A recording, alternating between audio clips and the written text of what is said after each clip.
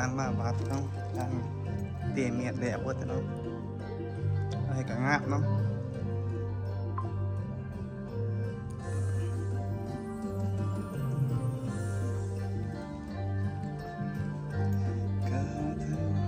มาตอนเช้า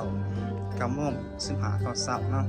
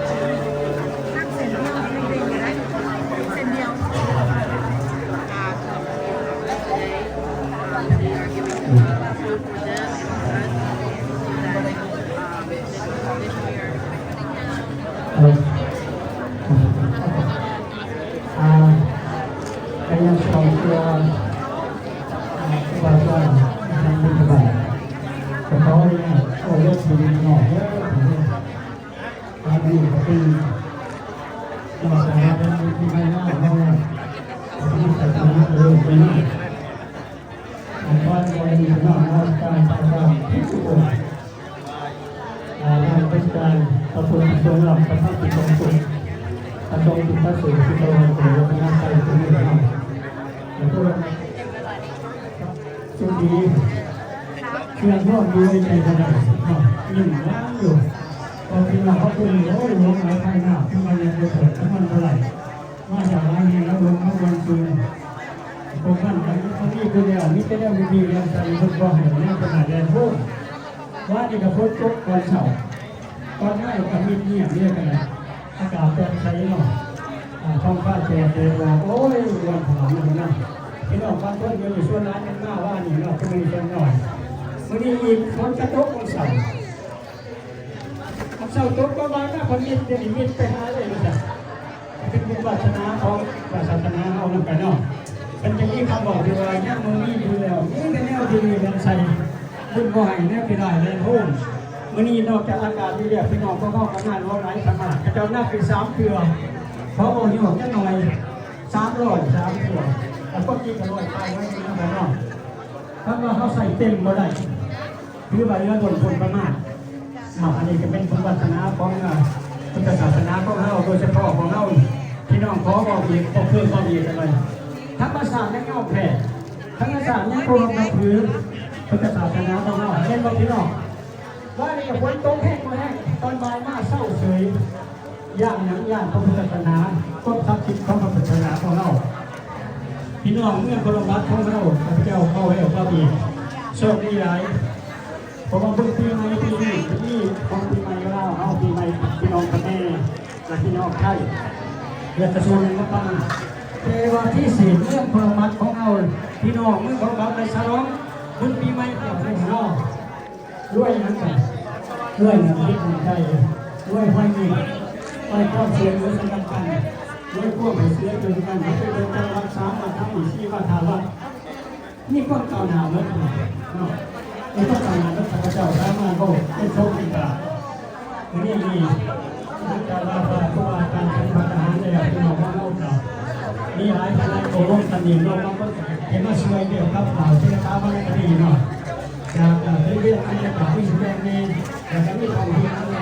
ต้นกะทิที่เราฟองหักแกนเป็นว่าเรื่องถูกแกนในวันนี้ก็เป็นเราเนี่ยแล้วที่เป็นตั้งเราต้นไปเลยจับบุญจับงานตัวพระเป็นได้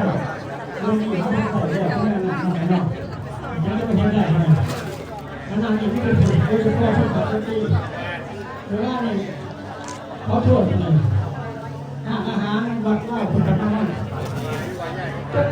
ตรงนี้บางที่เนี่ยพวกนั้นเลยไม่ไหวเด็กป่วยเพียงเพื่อนไหนไม่พ่อไม่กล้าเนี่ยเขาไม่กล้าแต่เขาไม่เจอเลยเรื่องซื้อเลยท่านหลังการเผยว่าทำไมเราไม่รู้ว่าขึ้นน้อยแน่เนี่ยต้องงานที่จะมาเขาเป็นห่วงพอดีเป็นยังไงก๋วยเตี๋ยวที่เพื่อนนะที่วัดเล่าเป็นว่าก็ได้ใส่น้ำปลาก็ได้ใส่แตงโมใครจะนำใจไม่ใช่พวกนี้จะใช้แซ่บโซ่ถ้วยเดียวกันนะก็มีอะไรที่เราเผื่อเป็นผมไม่ทำใส่แต่ถ้าจะเลี้ยงใจเขาอันนี้เป็นที่มาแล้วบอกว่าผู้ปฏิบัติงานก็เป็นเรื่องที่ผู้ช่วยลงใจโดยเฉพาะสมาชิกบางคนในนอกงานเลยโดยเฉพาะเด็กทั่วทั้งนั้นเราพวกใจมีทั่วทั้งนั้นนะข่าวข้าวหวานแล้วเสียโดยเฉพาะนักยิงนักจอการไล่ปฏิบัติชื่อสื่อสารเรื่องเรื่องนักยิงนักดนตรีบอลหรือว่าได้ร้านทำโค้ดถูกอะไรก็มันฟังไม่ก่อนบอกเลยแต่พวกทั้งเก้านี่เป็นอย่างนี้เป็นพวกนี่เนี่ยเป็นทุกร้านที่มาเจ้าก็ได้ซื้อมากับคนตัวเขาไปเพราะว่าไม่ร้านตู้ที่พระเจ้าหูแต่ว่าที่เสียงไม่น่าเอาไว้ครับเพราะถูกมันไม่ได้เยอะใจพระเจ้าเลิกเลยนะสุภาพสตรีทั้งเก้านี่เห็นแล้วเป็นคนงามในเจรจาเป็นคนใหญ่นะฝันดีกว่าฝันนี่ก็สิฝันดีกว่าฝันเป็นครั้งเห็นของเก่าเราสิกินเพื่อนกินเพื่อนกินเพื่อนอยู่เล่าไปกันเล่าอีกทีนึงเขาเนี่ยตั้งมาว่าในท้ายเรื่องนี้เขาไม่สามารถจะได้กันในบางตาทั้งหมดมันเป็นแบบร้องเพลงนี่กันเป็นว่านั่นคือเรามาหน้าพามาหน้าอาทิตย์ช่วยได้กันเลย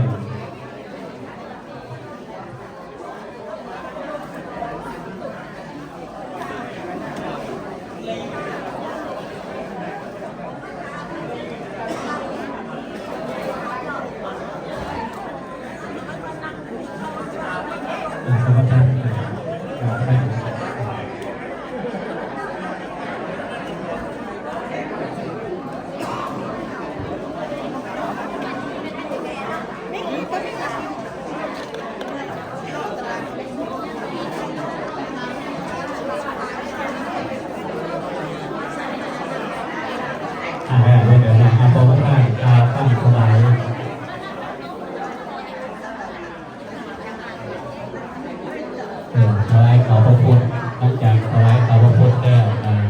ถวายภัตตาอาหารหลังจากถวายภัตตาอาหารแล้วโดยทั่วการฉันภัตตาอาหารญาติโยมตามอัธยาศัยเนาะและมาเดี๋ยวเพื่อนแต่เป็นรับประทานอาหารสามัคคีรวมกันหลังจากพ่อแม่ครูอาจารย์ฉันภัตตาอาหารแล้วจะมีฟังเทศน์มีกันแล้วก็การฟังถวายก็หาพระนาวังสกุลหลังจากการฟังถวายหาพระนาวังสกุลแล้วพระราชาพ่อจากนำเป็นอันดับจบพิธีงานบุญปีใหม่บุญปัตตาพุทธมามกราของเฮา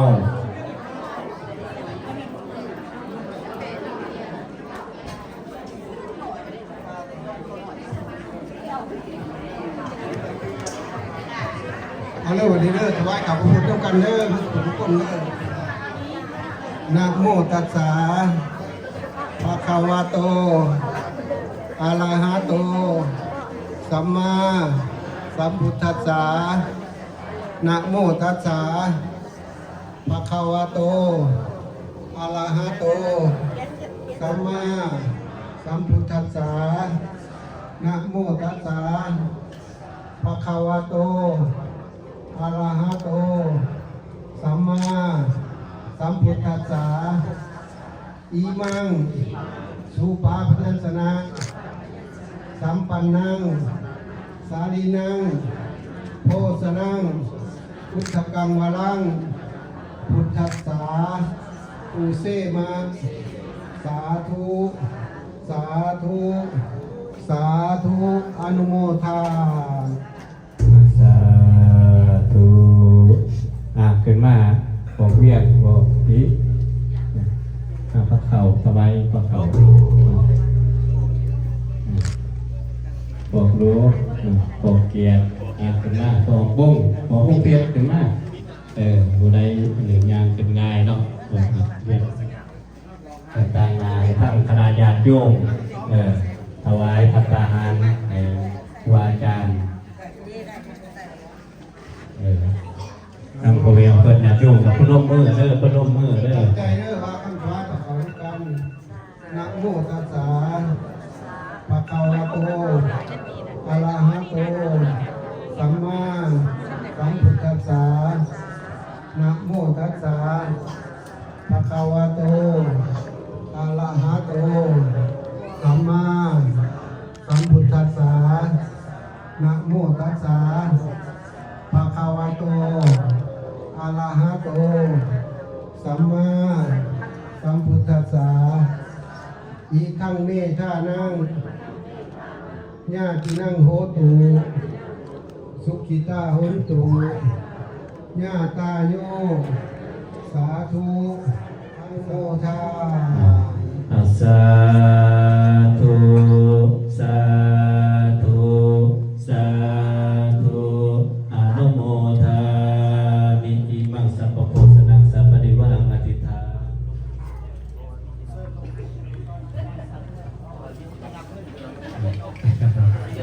พ่อแม่ตนญาติโยมกับตามบรรยาศัยเด้อวันนี้เลยรอทาวันนี้กินข้าวเสี่ยงเมียงน้อยหนึ่งกินข้าวเสี่ยงเมียงนอกนี่นอก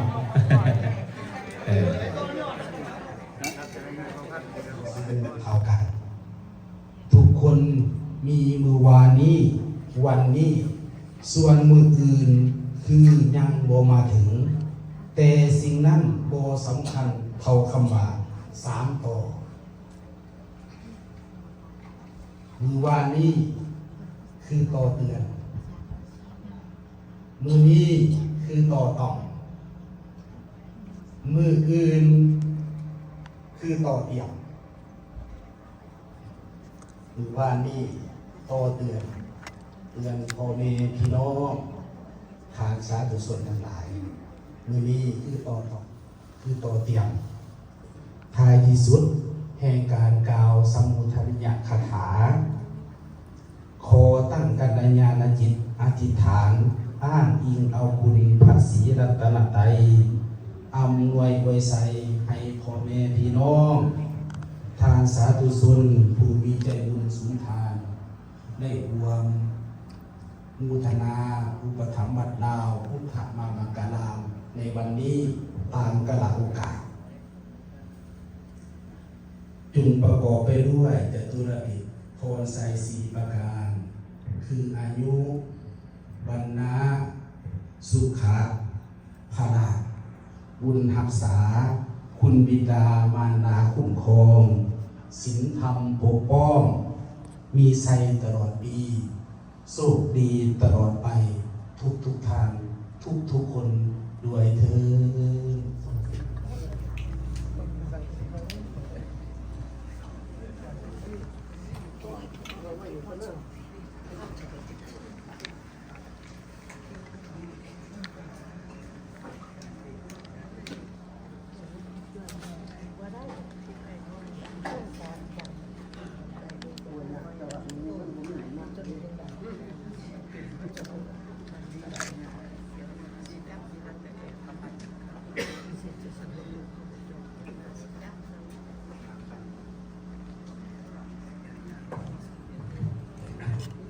ต่อไปคารวะคารวะนะครับพ่อ กายเยนาวาจานาวาเจตัสสวะโวเทกุกัมมังปะกะตังมะญายังโวโตปะติคันหาตุอัจจายันตะกาลันตะเรสังวาลิตุงวาพุทเทอายเยนาวาจานาวาเจตัสสวะธัมเมกุกัมมังปะกะตังมะญายังธัมโมปฏิคันหาตุอัจจายันตากาลันตะเรสังวาริตุงวะธัมเมอายเยนาวาจานาวามัญญายังสังโฆปฏิคันหาตุอัจจายันตากา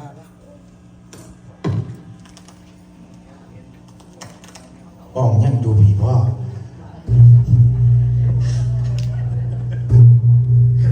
เอ๊ะคุณจะมาเข่งเครื่องคนมาหาเดี๋ยวคือว่าแล้วยังอยู่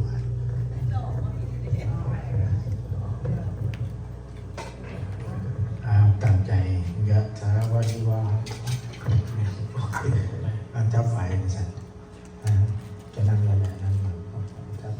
อาดิจาวัตสังขาราโอปัทวายธรรมิโนโอปัสสิตวานิโนสังเทเตสัมโมปัสสัมโมสุโขสัพเพสัตตามานันติจามานิสุจามานิสเรตาเทวะหังมานิสามินาทิเมเอตสังสยโยยะถาวานิวาหาปุราปริปุเรนเตสังขรังเอวเมวะอิโตทินังเปตานังอุปกัปปติอิทิโตสัพเพปุเรนโตสังขปะจันโทปนารโสยะถามณิโสติระโสยะถาสัพพิติโยวิวัชชันโตสัตุมาเตภวันตุอันตรายโยสุขิเตภะตาปัจจันเยโนจัตตารโอมาวัตันเตอายุวันโนสุขังสิเปอากาสิเปจติเปตาสังฆาจปิเปตานังทะเกนาตาสาอุเปกตามโนสารังหิรุญญังมาสุโกอายาวัญญาปริเทวนังตัมเปตาโน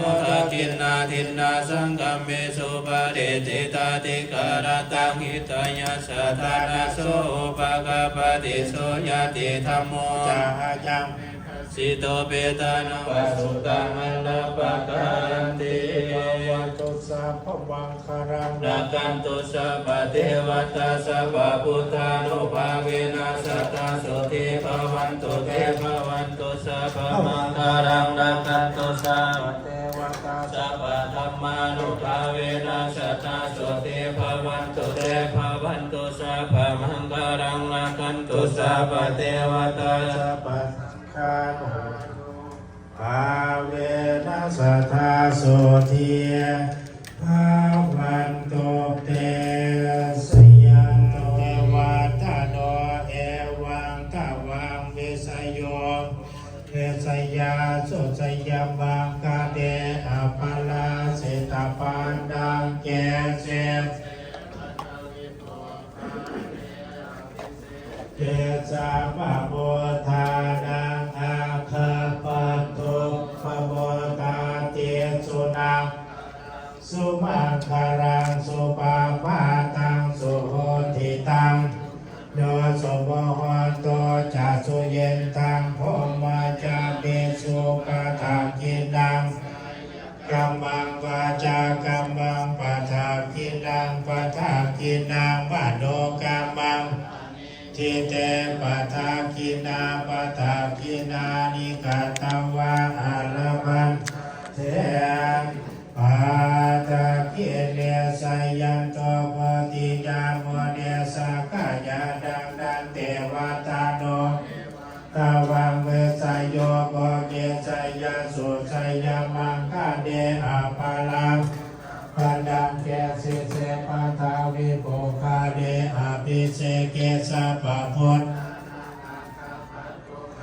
ตติสุนักตังสุมังคาดังสุปาปาตังสุโหติตัง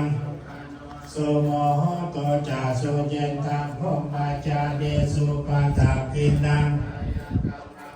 จากามังปะทากินังปะทากินังมโนกามัง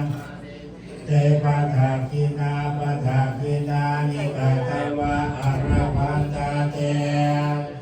ปะทากิเน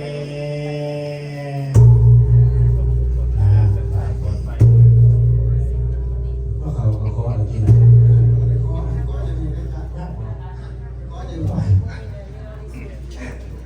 แต่งานที่เขาเสนอก็คงงานมุ่งเขาสาพระเขา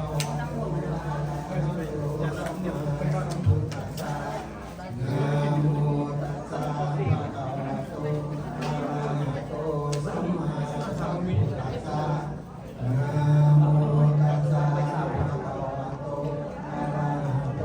สัมมาสัมพุทธัสสะสาธุเสสังมังคังยากามะโอทิยัมปิเสสังมังคังยากามะตาติยัมปิเสสังมังคังยากามะเสสังมังคังอาราโพสนัญญาคาทุกังปริปุสันโตอายุวันโนสุขังภารังตามปากกระตุกกระดุมเนื้อเสียสโลกวาจาเป็นห้องโยกระบาด